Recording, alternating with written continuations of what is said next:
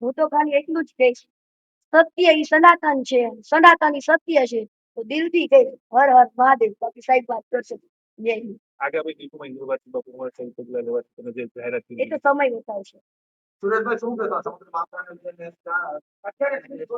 આજે મારા ક્લાયન્ટને અમને અહીંયા પૂછપરછ માટે હાજર થવા માટે પોલીસ દ્વારા લીગલ નોટિસ હતી.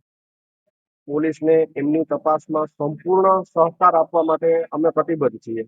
અમે પોતે મારા ક્લાયન્ટ ખુદ ઈચ્છે છે કે આ કામની ઊંડાણપૂર્વક તપાસ થાય અને સત્ય બહાર આવે. નિવેદનના અંતે અમે પોલીસ એજન્સીને એટલી આશ્વસ્ત પણ કરી છે કે અત્યારે જ નહીં, ભવિષ્યમાં પણ એની ટાઈમ ગમે ત્યારે તપાસના કામે મારા ક્લાયન્ટની જરૂર પડશે. મારા ક્લાયન્ટ સત્ય સાથે તપાસના કામે આપને સહયોગ આપશે. સુપ્રીમ કોર્ટે એ અંગે અલગ અલગ મત મતાંતરો છે, પણ નક્કી કરવાની સત્તા પોલીસ અધિકારીને છે. એટલે એ વિશે મારે કેવું કે આમ જ કરવું જોઈએ એ પોલીસ નક્કી કરે વધારે બેસ્ટ. કીર્તિ પટેલ પણ હજી એક ફરજ રૂકાવટનો કેસ એવો છે કે જેની તપાસમાં કીર્તિ પટેલને બોલાવવામાં આવેલ નથી. અને અમે એ કેસમાં પણ આપના માધ્યમથી કહેવા માંગીશ પોલીસ એજન્સીને કે અમારા ક્લાયન્ટ છે, મારા ક્લાયન્ટ છે, એ કેસમાં પણ સહકાર આપવા માટે બધા.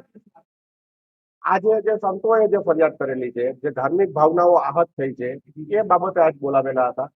અને આપને મીડિયાના માધ્યમથી હું જણાવવા માંગીશ, પૂરો કેસ છે એ મૃગી કુંડમાં સ્નાન કરવા સંબંધે જ વિવાદ ઉભો થયો છે. એક વૈચારિક મતભેદો ઉભા થયા છે અને એ વૈચારિક મતભેદોના કારણસર કન્સિસ્ટન્ટલી બીજી બે ફરિયાદો થઈ છે. એટલે આ કેસના મૂળ સુધી પહોંચવું એ જ સત્ય બાદ લાવશે.